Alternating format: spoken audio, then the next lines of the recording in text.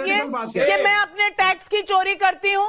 मैं salaried employee हूँ, मेरे पास टैक्स आने से पहले कट जाता है। आप होते कौन है ये बोलने वाले कि मैं टैक्स की चोरी करती हूँ? मैं आपको डेफोमेशन में सू कर दूंगी। आप ये कह कैसे सकते हैं? नहीं, आपने ये कहा कैसे कि मैं टैक्स की चोरी करती हूँ? मैडम, मैंने ऐसा नहीं कहा है। मैंने क्या कहा है आपने समझा आपने नहीं। यही कहा है। मैंने एक हाइपोथेटिकल सिचुएशन नहीं, आपने यही कहा है कि मैं टैक्स की चोरी करती हूँ। मैंने ऐसा नहीं कहा है, आपने मुझे किस गलत बेसिस समझा। पर आपने ये कहा है? मैडम, मैंने एक हाइपोथेटिकल सिचुएशन, हाइपोथेटिकल अपना एग्जाम्पल दिया कीजिए, मेरा नहीं। ठीक है, हाइपोथेटिकली आप टैक्स चोर होंगे, मैं नहीं हूँ टैक्स चोर। मैं पाई का हिसाब देती हूँ सरकार को।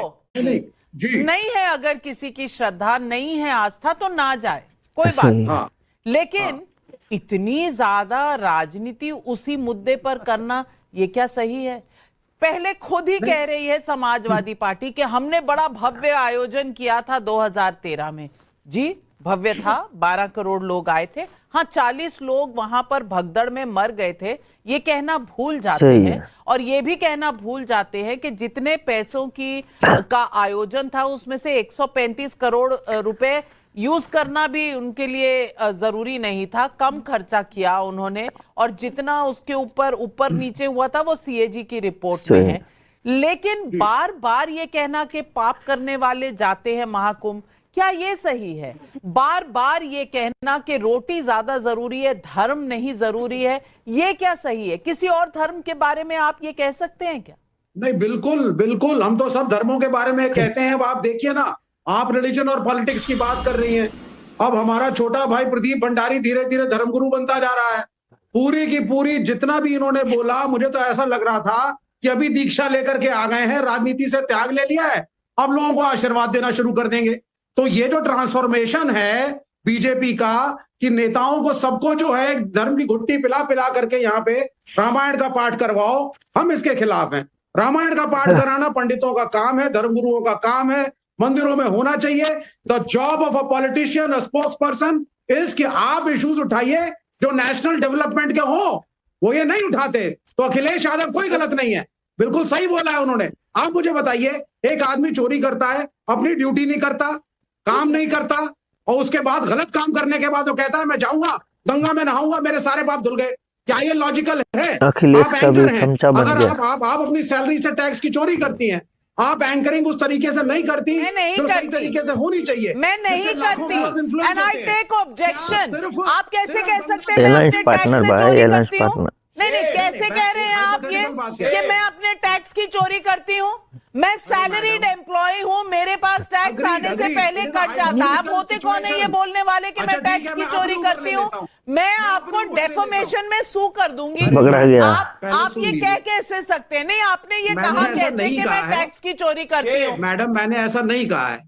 मैंने क्या कहा है आपने समझा नहीं। यही कहा है। मैंने एक हाइपोथेटिकल सिचुएशन। नहीं, आपने यही कहा है कि मैं टैक्स की चोरी करती हूँ। मैंने ऐसा नहीं कहा है, आपने मुझे गलत समझा। किस बेसिस पर आपने ये कहा? पलटू पलट किया। मैडम, मैंने एक हाइपोथेटिकल सिचुएशन, हाइपोथेटिकल अपना एग्जाम्पल दिया कीजिए, मेरा नहीं। ठीक है, हाइपोथेटिकली आप टैक्स चोर होंगे, मैं नहीं हूँ टैक्स चोर। मैं पाई का हिसाब देती हूँ सरकार को। You are diverting the debate. I am not diverting. आप गलत बात बोल रहे हो, और मैं आपको अपनी जगह दिखाऊंगी जो आप इस तरह के आरोप लगा रहे हैं। किसी ने आरोप नहीं लगाया, आप डाइवर्ट कर रही हैं डिबेट, क्योंकि प्रश्नों के उत्तर नहीं है। क्या प्रश्न का उत्तर है? नहीं, कौन से प्रश्न? मैं हूं, सवाल क्या है आपका? हाँ, सुन लीजिए। अगर मैं हूं, आप हैं, कोई भी हो, अगर अपनी ड्यूटी ठीक से नहीं करता है, ये क्या मतलब? अगर पैसे की हेरफेर करता है, कोई भी गलत काम करता है, शो पे माफी मांगनी चाहिए, क्योंकि आपने सनातन की सच्चाई की बात करी, तो ये टैक्स चोरी की बात करेंगे? ये क्या बात हो गई? क्या बड़ी बड़ी बातें पाप की करते हैं, बड़ी बड़ी बात के भोजन की करते हैं, रोटी की बात करते हैं? क्या इनके वोट बैंक के समाज को इनने याद दिलाया कि भाई जब आप अपने इफ्तार की पार्टी में मत जाओ, रोटी सब्जी की बात करो? क्या आपने ये याद दिलाया कि आप जब सेवाई के अंदर बड़े बड़े अपने फेस्टिवल करते थे, रंगमंच के कार्यक्रम करते थे, वो पैसे किसी और अरे विवेक जी, विवेक श्रीवास्तव, सनातन के बिना सनातन और संस्कृति और विकास तीनों एक तीसरे के परिचायक हैं। आप नहीं समझ सकते, आप लेफ्ट हैं, आप लीबर विरोधी हैं। और आप क्या जानेंगे, अभी प्रभु श्री राम के मंदिर के दर्शन नहीं गए, सनातन में विश्वास नहीं रखते, धर्म में विश्वास नहीं रखते, शर्म आनी चाहिए आपको। आज सनातन का मुद्दा अगर उठाया गया है, आज अगर पूरा देश महाकुंभ में एकता की बात कर रहा है, तो आपने जाके जो मुद्दा उठा रहा है उसको आपने कितनी गलत बात है ये। आप कभी भी जाएंगे, आप लोग मीटू के कभी लांछन लगा रहे हैं। मैं विवेक श्रीवास्तव जी आपको बता दूं, आज गूगल पर आप सर्च इंजन है, भारत का नहीं है ना, भारत का तो नहीं है, वहां पर आप सर्च करिए महाकुंभ, आपके ऊपर रोज पेटल्स गिरेंगे, एकदम रोज पेटल्स गिरेंगे, वहां पर फूलों की पंखुड़ियां गिरेंगी आपके ऊपर।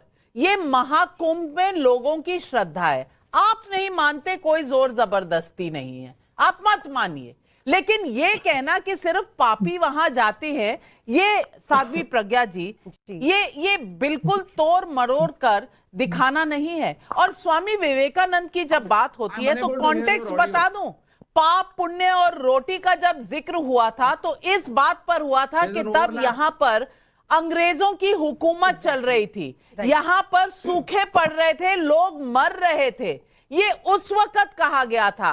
कॉन्टेक्स्ट बिना जाने, बिना पढ़े, आधी अधूरी अपनी नॉलेज पर देश को उपदेश देने के लिए निकल जाते हैं, और जिस तरह के एग्जाम्पल देखते हैं वो तो आपने देख ही लिया विवेक श्रीवास्तव का।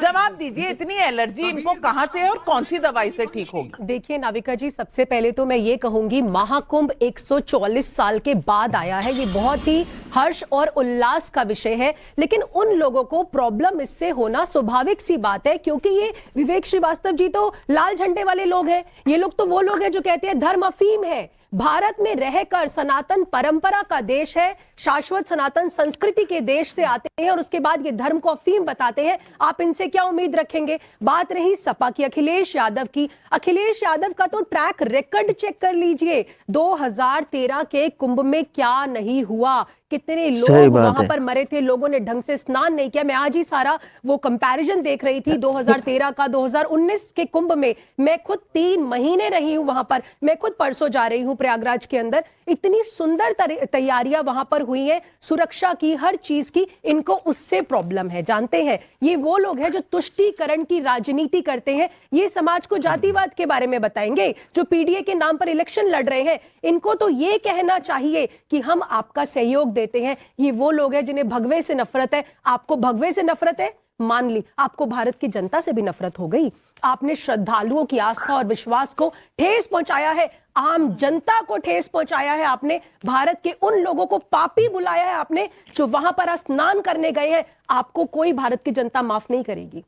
तहसीन पूनावाला जी, तहसीन पूनावाला जी, मैं आपसे पूछना चाहती हूँ, कांग्रेस पार्टी जाति जनगणना करना चाहती है ना? कभी आज नहीं। चली जाए प्रयागराज, कर ले जाति जनगणना। वहां इतने श्रद्धालु हैं जो जाति के बारे में नहीं सोच रहे, आस्था के बारे में सोच रहे हैं, और आस्था में इस ठंड में, कड़कती ठंड में जाकर वहां आचमन कर रहे हैं, सूर्य नमस्कार कर रहे हैं, हर हर गंगे कर रहे हैं।